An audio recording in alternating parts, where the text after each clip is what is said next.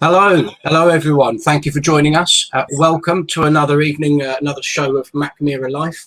My name's Richard McKeons. I'm a brand ambassador for Mackmyra, and I'll be your host for this evening. And joining me are two special guests. We have Matt Chambers, who heads up our reserve cask program in the UK, and Patrick Björsjö, who does a lot of different things for us over in Sweden and has recently expanded his responsibility as well that he's got over there. And so hello, gentlemen. Thank you for being here. Hi, Richard. Hi, guys. Hi, gentlemen. Thank you for coming. Yeah, so the theme for today's show is all about Swedish Oak, but coming in the form of Swedish Oak casks. So we've got both of these guys over to talk to us a little bit more about that, why it's important to Mackmyra, and you know, what we do with this Swedish Oak. So Matt, or actually Patrick, I suppose we should begin with you. You've only joined us the once over here in the UK for a show.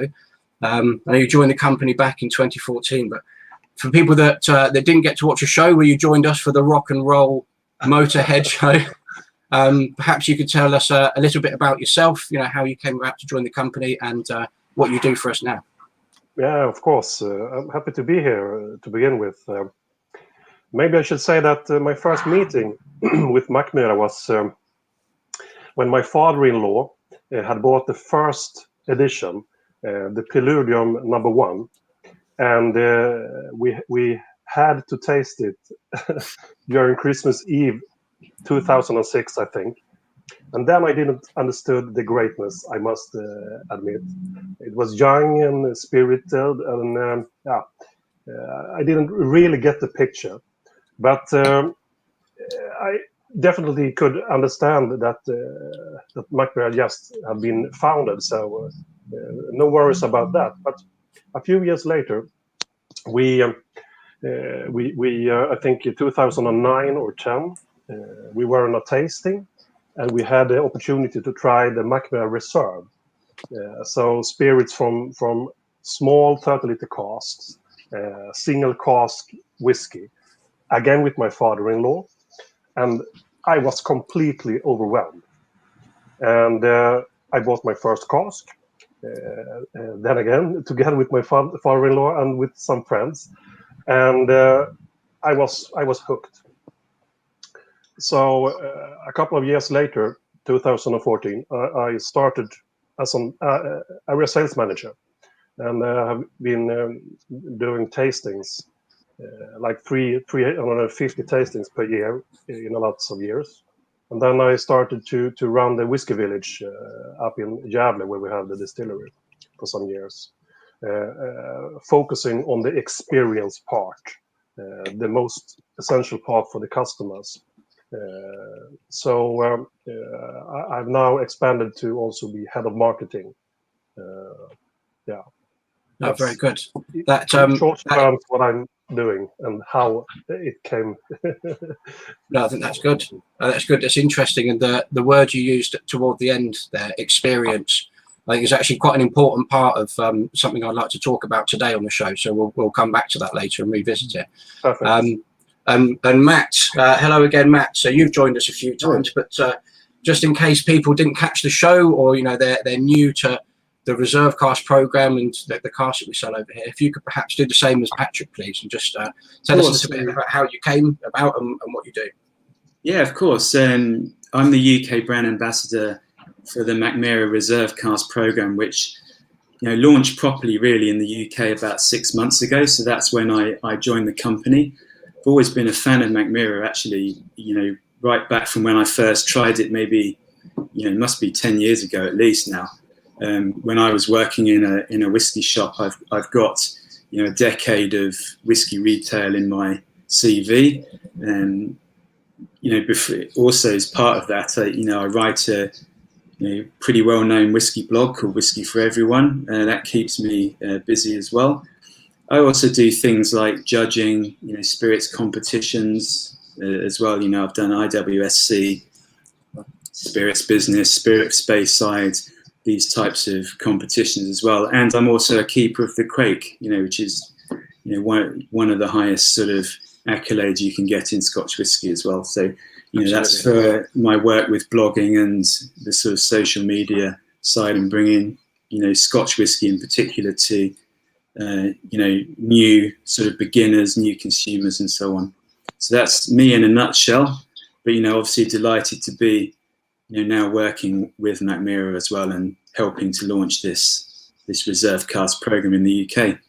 Yeah, that's similar to me, but I think you tried Mackmyra years before I had. I only came across them in 2018, actually with Shane Peary, the UK sales manager at a Whisky show, and had no idea that Swedish whisky existed until I found Mackmyra there. Became a fan. Spent just over a year. I bought 3 or 4 different whiskies. I was looking at the Wikipedia page, the blog that you find on mackmyra.co.uk. Became a bit of a fan as well, and then bought a bottle of Moment. So not far off of what Patrick did, buying a cask and then getting into it. I bought a Moment from Shane a year later, and then a few months later started with the company. So similarities in our origin stories, perhaps. But yeah, I think we sound like we're all fans who then managed to get a job somewhere they wanted to actually drink the whiskey too, which is great news. Yeah. So Matt, so it's sort of time to move on to the theme for the day and talk about Swedish Oak and the cask. But before, so you were very kind to actually send me and I think Shane, I'm not sure Patrick, if you've got anything good there, hopefully you do. I do. Samples, yes. So we've got an elegant recipe, Swedish Oak cask sample and the Rook. So I think what we'll do, why don't you tell us a little bit, please, about how to get involved in the Reserve Cask program, what it is, some of the basics first, and then move in and tell us a little bit about what makes Swedish Oak, unique amongst the casks that people can choose from. And while you do that, I'm going to pour a dram of this and enjoy it. I don't blame you. I've got mine poured already. And so, Reserve Cask in general, this is a program it's been going a very long time in Sweden, 16 years, I think. And, they have only over 20,000 cask owners in Sweden alone. And just as we were saying, launched properly in the UK 6 months ago. And this gives people the opportunity to buy a 30-litre cask. But it's not just as simple as that. You can basically design and create your own whiskey, sort of play God, as it were. And you then get to sort of follow its journey all the way through until it's bottled. So you get sort of a number of choices to make. You get to firstly choose the spirit type. So like you said, Richard, you've got the elegant spirits, which is the classic Mackmyra spirits, which they make for most of the year. And then you've got the Rook, which is the Smokey Spirit, which Patrick's got a bottle there. There we are. The big one. The Rook, which is the Smokey Spirit, which is made for a much shorter time of the year at the distillery. So you get to choose one of those two. You then get to choose the cask type. And the most common that I've been talking about in the UK is ex-bourbon. You've got ex-Oloroso sherry, and then also a virgin American oak. But from time to time, there are also other casks that become available. So there might be some, at the moment there's some port and cognac casks, and of course these Swedish oak casks, which become available in sort of limited quantities. So you get to choose the spirit type, the cask type. You then get to choose the maturation location of one of the sort of numerous warehouses around Sweden. You then get to follow its journey. Here's the Bodas mine, actually, which is an old iron ore mine. So it's just a short drive away from the distillery.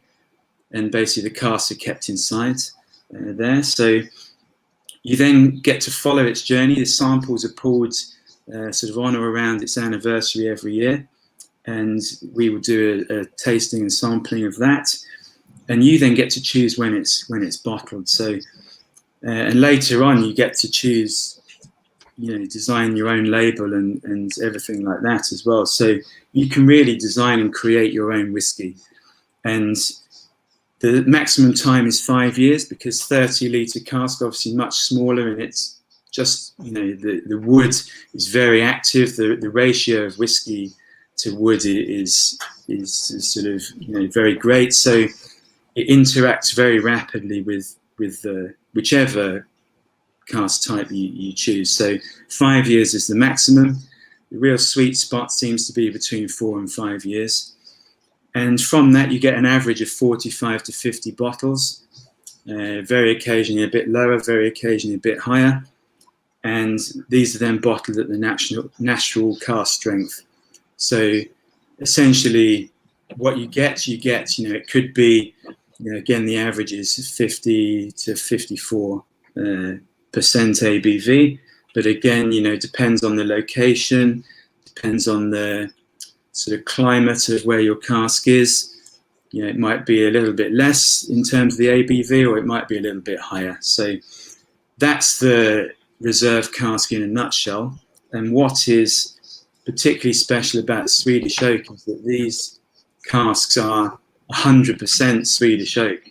So this is the first time, I believe, Patrick, that these have been available for 6 years for the reserve cask program. There's obviously some Swedish Oak whiskies being matured for the core range, like the Svensk Ek bottling, for example. But for the reserve cask, this is the first time for 6 years. That's correct. And just to fulfill the circle I was talking about in the beginning, when I told you about me getting my first cask, I'm actually having a dram of my very first cask tonight, and it's the elegant recipe from a Swedish Oak cask. It was bottled, let me see, 2013, 3.5 years, and dark as amber.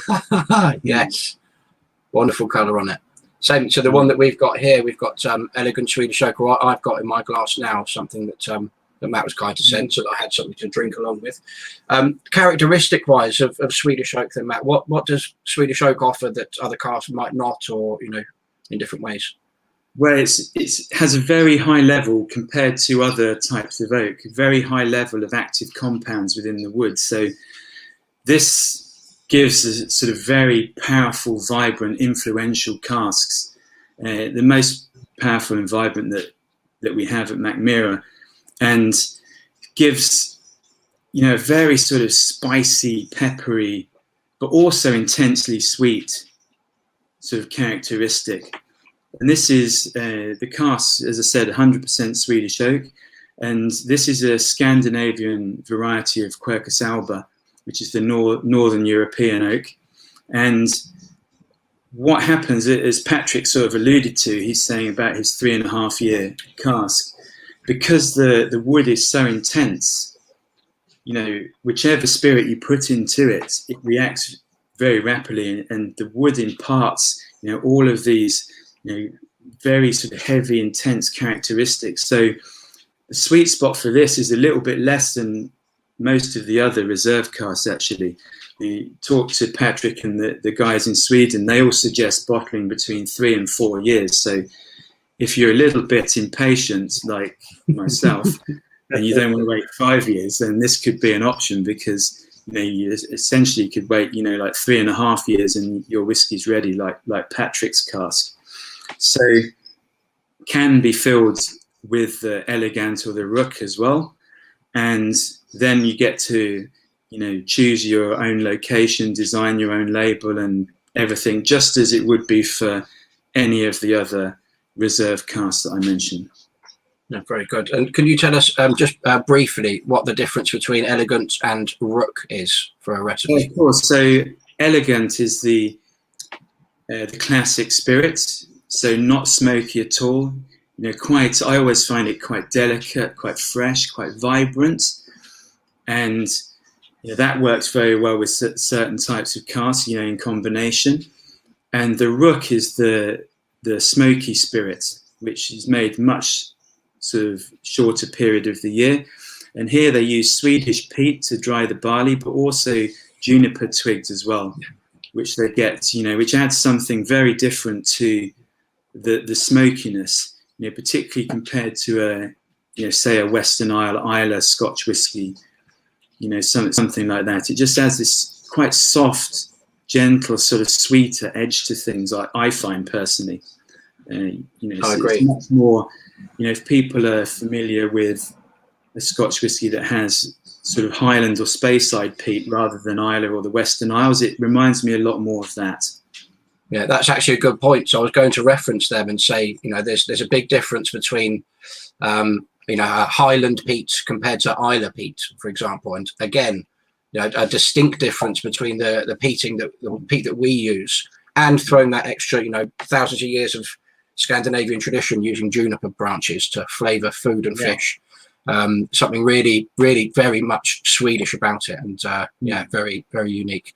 So Patrick, so Swedish Oak, so you're obviously, you know, from Sweden. You're probably the best placed person to talk about why Swedish Oak was so important to us as a distillery, you know, as, you know, starting out, you know, 20 years ago.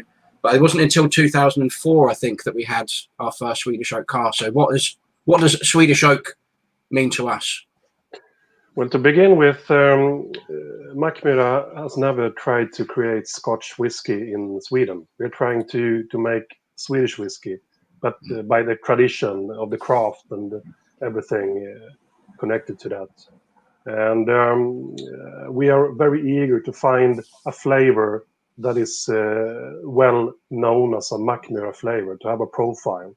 And in the early days, Mackmyra came up with the idea of trying to create some innovative style when it came to the finish and to the flavors, so to speak. And the Swedish Oak were very important in that matter. So you could say that the Swedish Oak it's the flagship, that which you could say that it explains Mackmyra's vision and the innovation with the respect for the craftsmanship and the tradition at the same time. Can you follow me if I put it like that? Yes. So it's like bringing in something that is completely different to all other whiskies out there in the beginning. And now there are other Swedish distilleries using Swedish Oak, and other distilleries are also elaborating with different kind of oaks. The Mongolian Quercus mongolica from Asia, and etc. So I think that Mackmyra opened up the eyes for trying and elaborating with all kind of oak. Yeah, keeping it Swedish. We sometimes say on the tastings that we do here. So that picture that Connor showed us then was a picture of the first Swedish Oak cask, and that reminded me I made a mistake there with 2004. First Swedish Oak cask was 1999, you know, almost obviously, because it was there from the beginning. 2004 is when the reserve cask program was launched, Matt. I think that's where I was getting confused, and it was the flagship cask that we used there. I think you having that extra Swedish element, and what you said when you opened up about not just being another Scottish whiskey from another place and wanting to do things, you know, in a unique way, something that would give people a sense of place. You know, I think that's important, and the way we peat things and the Swedish Oak casks that we use, I think, are very important there. Like Matt, the Frenchmen, they talk about terroir. Yes. The birth of things, and that's important when it comes to whiskey too, I think. I agree. I think it's there's a big debate about that at the moment in the whiskey world. I think at the very least, just knowing that the ingredients have come from a certain place gives you a different feeling when you have, and you know, it's about experience. Again, we used that word earlier, and knowing where something's from, for me at least, makes a big difference when I'm drinking it. Matt, you spoke about the rate with which whiskey will mature in the Swedish Oak cask. So you were saying, you know, 3.5, 4 years might be the sweet spot, which doesn't sound like a very long time. However, these, to get to a point where we are emptying that whiskey after 3 or 4 years, you know, 3 or 4 years seems short, but it's actually, the process begins a lot longer before, doesn't it? It is, yeah. It's a bit sort of, you know, corny, or a bit cheesy, but it actually starts like hundreds of years ago, because you know, all the trees that are harvested for this program are between 100 and 200 years old. So these are harvested down in the south of Sweden, in Malmö, and these are hand selected by two brothers at the sawmill, and they're sawn into the staves and then air dried. Here we go. Here they are. And they're sawn into staves, and then they're actually air dried for 2 years before they even get to be made into a cask. So after the 2 years, they're sent to the Swedish cooperage, who work very closely with Mackmyra to make these 30-litre casks. And these guys are 5th generation. You know, they've been coopering for over 150 years. And it actually takes them 4 hours to make each cask, because if you think about it, making a cask that size is actually much trickier than making a cask on a much bigger size. You've got a lot less sort of give in the wood when it's smaller, shorter staves. So it takes them 4 hours. They make 3 a day, obviously in a 12-hour day. And the cask, as I said earlier, is 100% Swedish oak. So this compares to, you know, people might have seen other releases with some Swedish oak influence. So the Svensk Ek, for example, has some whiskey that's been matured in Swedish oak, but I think it's only around 10%, something like that. And within the reserve cask program, we've had the anniversary cask, which has just the heads of the cask as Swedish oak, and then the staves are actually American oak. So that contributes to about 25% of the actual cask sort of surface area. So to have 100% Swedish oak is, you know, very unusual, and particularly in that size. So, you know, it's exciting to have them available again. And there's actually only 100 casks been made by the cooperage for 2020. So. And some of those have already been bought in Sweden, I think. Some of those have already gone, I believe, yes. I think when you talk about the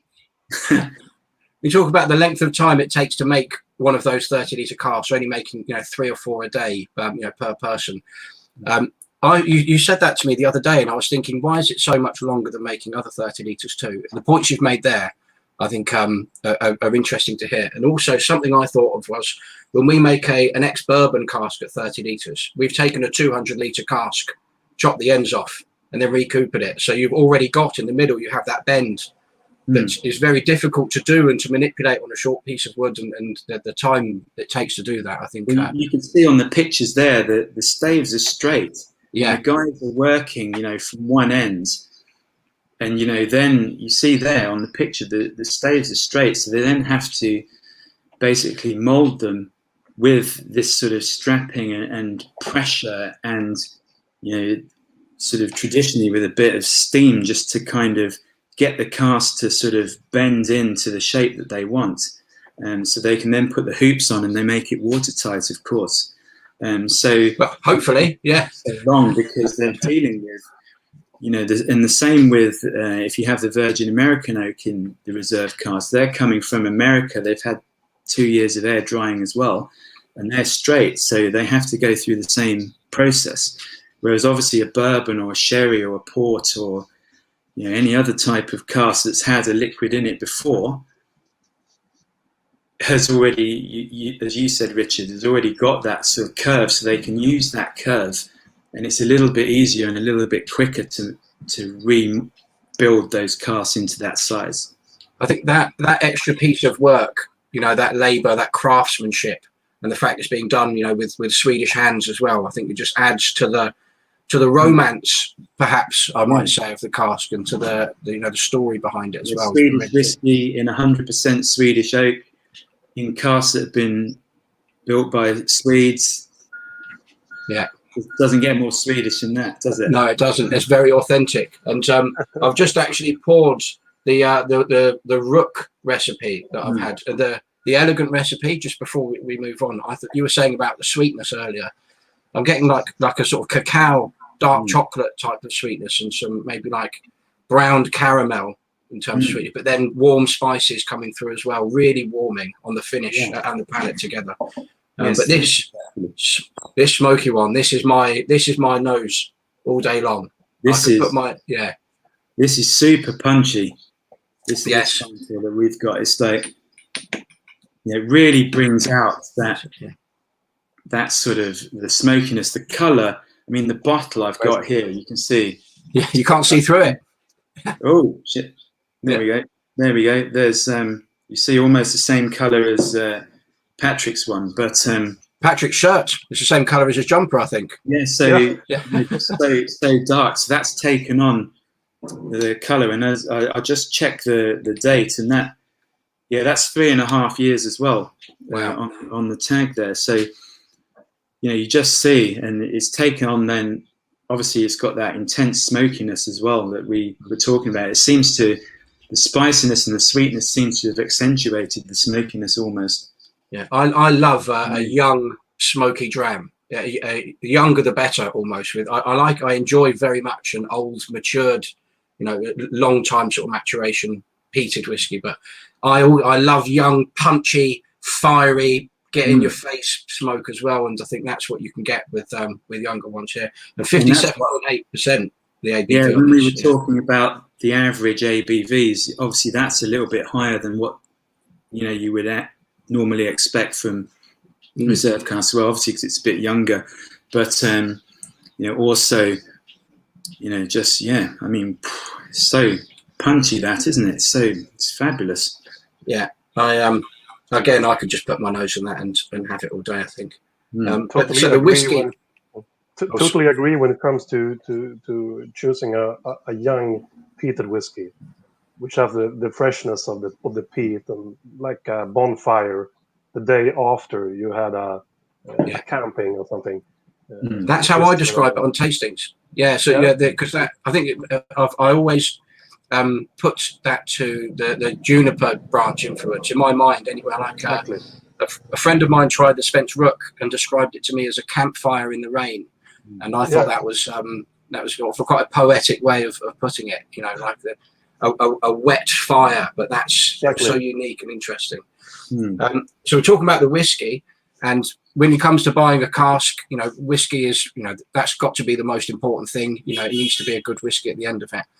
But an important part of it, and just selecting all the things that Matt, you were talking about, choosing the recipe, the wood type, the warehouse location, that's all part of an experience too. Just going on the website and choosing a few of those things, or meeting you and having a consultation, all part of the experience. But Patrick, in Sweden, you run the show and have been running a lot of the tours and cask owner visits, that sort of thing.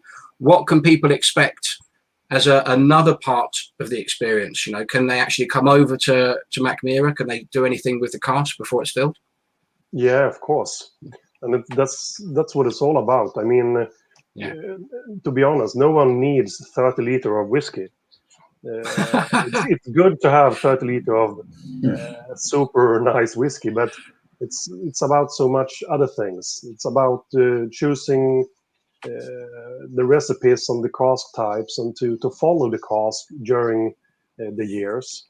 And of course, you can come to Sweden, and you can also be part of every step. You can fill the cask, of course, and you can also put the cask on the shelf in the warehouse. I think we have a video of that. Here we go. This is John getting the cask down, going to fill it, which people can do, as you've just said, and then if you're sober enough, you're allowed to use the forklift. Yes, probably. So this is actually one of our colleagues. Sorry, Patrick. No, and then as you can see, filling the cask with the recipe that you have chosen together with your friends or family when you attended the tasting with Matt, for example. And afterwards, you also, of course, will have the chance to have a guided tour through the Gravity Distillery, which also is a very, very nice experience. The only distillery in the world built by gravitation.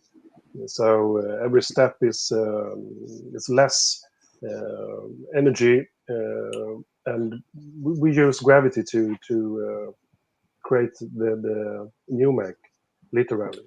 And you will visit the maltery where we peat the malt, which is also quite unique these days. Yes.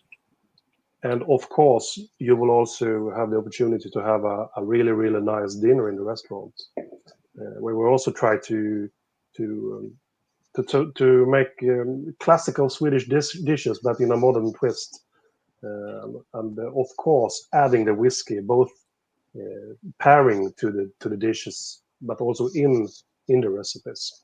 So we're trying to have the whole experience. That last part is very interesting to me to hear, because I didn't know that we did that. So thank you for sharing, because that sounds just like another part of the experience. And it is the word that you said at the beginning, you know, experience. I think that's what it's all about. And then the drinking of whiskey, your experience will have a great deal of influence on how much you enjoy it, you know, with your company, the music you're listening to, the food that you're eating at the time or ate earlier that day, all comes down to it. And there's something else at the distillery people can experience as well when they go to the rooftop. So we've got the 7 floors, you know, or 35-meter high distillery, each floor on the way down the next stage. But on the roof there is a bar, I believe, with a balcony and this view. Yeah, that is incredible. Looks amazing. Most of our cask tastings with cask owners is held in the Sky Bar. So we try to have small groups, even except for Corona, we work with very small groups. So everyone should feel the familiarity with Mackmyra. And so everyone will have their 20 or 30 minutes with our brand ambassador, so they really get the guiding through the cask, because not all are very experienced by determining if a whiskey is ready to get bottled or not. And our colleagues are very good at doing that part as well. Yeah, I bet they enjoy that part. They are enjoying it. It's very often that if you are a first-time cask owner, you are very eager to bottle your spirits. So we need to maybe sometimes try to get them to wait just maybe 3 or 4 or 5 months more. Okay. And the opposite part is when people have had their 5, 6 or 7 or 10 casks, they're trying to push it in another direction. So, yeah, but encouraging patience, I think, is important with whiskey. You know, if you wait, well, timing is key, of course, but patience is definitely helps. You mentioned food a moment ago, and I actually learned something about you yesterday, Patrick, that I wouldn't mind talking about. Another thing people might be able to experience if they come to the distillery at the right time. And I heard that you are involved in some barbecue competitions. Is that in Mackmyra Village itself? Yeah, we had one last Saturday, I think, where the Swedish champion challenged our head of chef in a burger competition. And it was a close race. But the Swedish champion won with 51% of the votes. So they have decided to do it again, but then with ribs. So very nice. We are really trying to have a restaurant with a high class quality, but with a very non-pretentious feeling. So everyone can sit there and also enjoy good food when they try the whiskey. I think that you combine that sort of atmosphere with barbecued ribs. That's a place I'd like to be. I will say, yeah. So Matt, something that's probably worth recapping now. That's sort of coming towards the end of the show and our time with everyone about how people can get involved. But to sort of summarize a little bit about what I've heard as we've gone, this is the most exclusive cask that we have available for the reserve cask. There's fewer than 100 available now. Handcrafted in Sweden by Swedish people with Swedish oak, and Swedish skills. You get big, intense flavors that you can get matches well with elegant and our smoky rook recipe, and shorter maturation time. So for those who are perhaps lacking in a little bit in the patience we were just talking about, you can get a top quality whiskey in a short amount of time. But if somebody wanted to go forward now and get involved and talk a bit further about buying a reserve cask, how would they go about it? Yeah, so firstly, I would say don't hang around, because, you know, when they're gone, they're gone. And same with anything that's limited. But how do you buy? I mean, obviously, it's available through the UK websites, the Mackmyra UK websites, or people can contact me, and I can send out, you know, the samples that we've been tasting, you know, the Elegant or the Rook, or both, if you're interested in both. And we can then, you know, sort of have an online chat consultation. I can, you know, discuss the program in general, and then obviously the Swedish Oak in a more specific way. So should really say the prices as well. If you want the Elegant recipe filled to the Swedish Oak cask, it's £2,300. And if you want the Rook, the smoky recipe, then it's £2,500. So, I mean, if my email address is right there. So, you know, if people want to jot it down and contact me directly for a consultation, not just on Swedish Oak, but reserve cask in general, actually. You know, so I've got a number of other combinations of, you know, spirit type and cask as well that I can send out to people. Depends on your taste, of course. But just on top of those prices, just a little warning that you do then, when you choose to bottle it, you then have to pay the tax and the duty sort of at the time before it's bottled.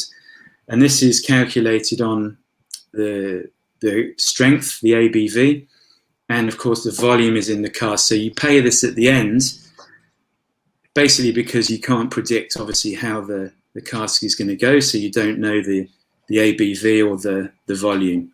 So that will be calculated at the end.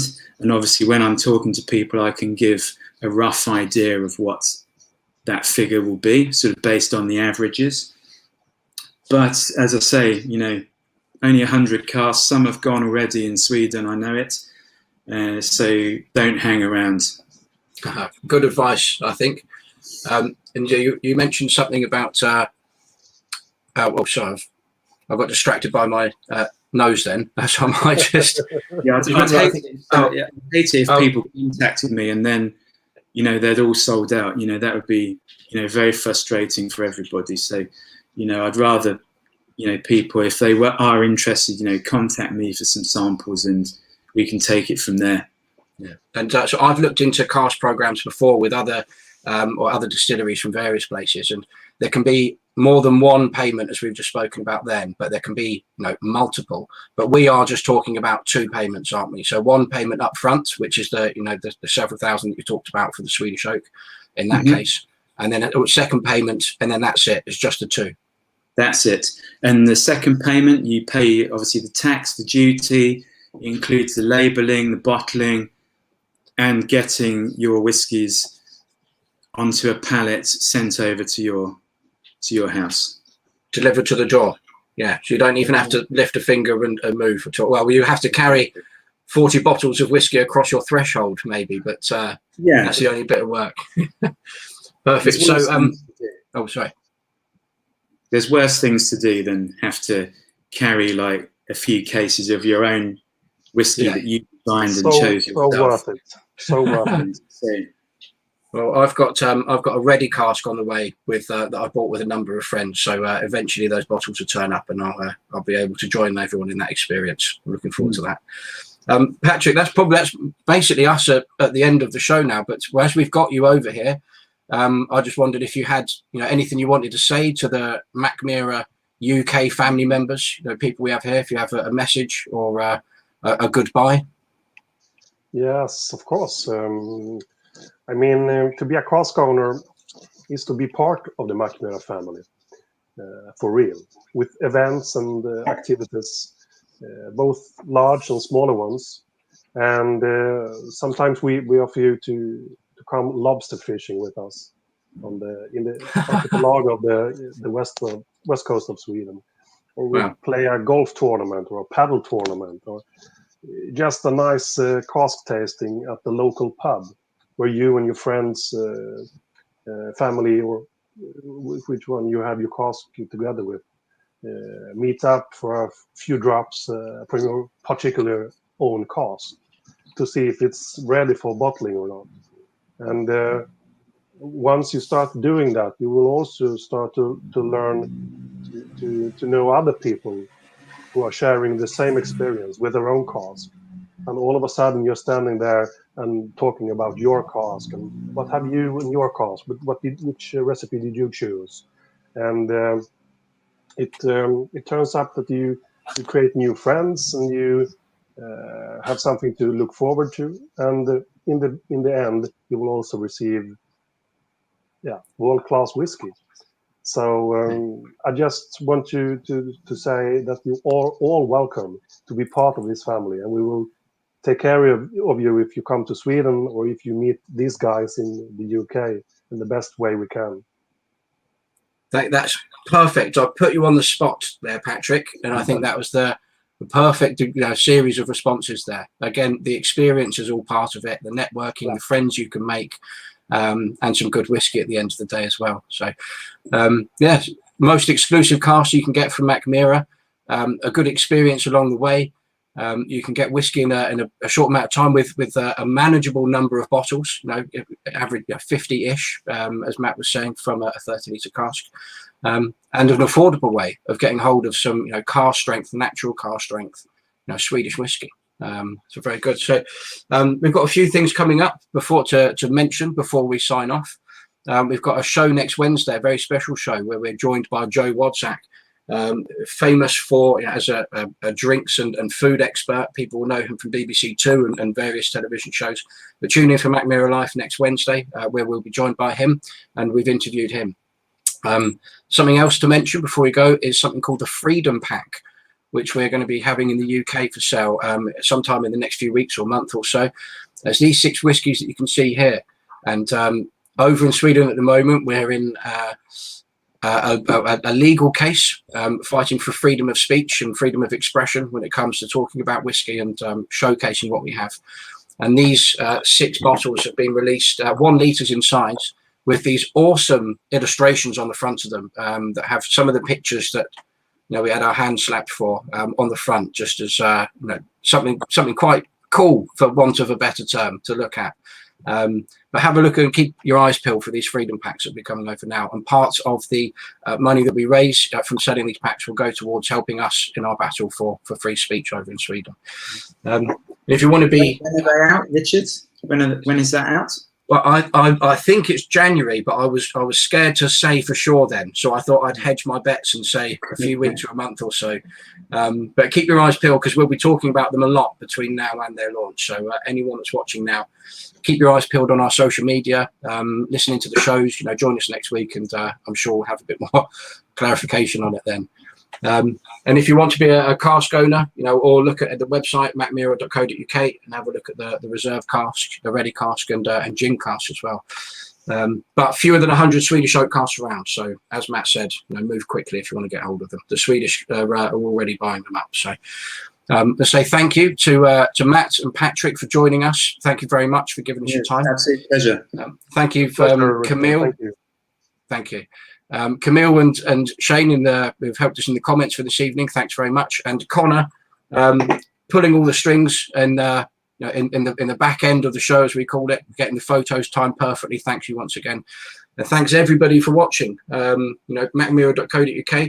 Don't forget to like and subscribe, as they say at the end of these things. But please do. It really does make a difference to us. And yeah, that's enough from me. I'll say goodbye. And we'll see you next time. Cheers. Cheers. Skål. Skål. Skål.